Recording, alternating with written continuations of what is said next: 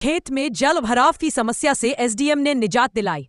जालौन तहसील के कुठौंदा बुजुर्ग में तालाब के ओवरफ्लो पानी से खेतों में जल भराव की समस्या पैदा हो रही थी।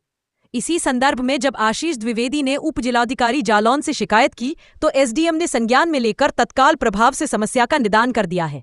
दिए गए शिकायती पत्र की माने तो आशीष द्विवेदी पुत्र प्रदीप द्विवेदी निवासी ग्राम कुठौंदा बुजुर्ग जालौन ने अपने उप जिलाधिकारी जालौन को एक शिकायती पत्र दिया था।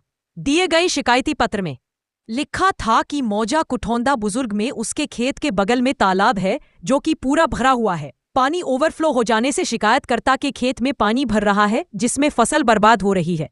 यह समस्या इसलिए उत्पन्न हो रही है क्योंकि नाला की सफाई नहीं हो रही और तालाब के पानी का निकास नहीं हो पा रहा।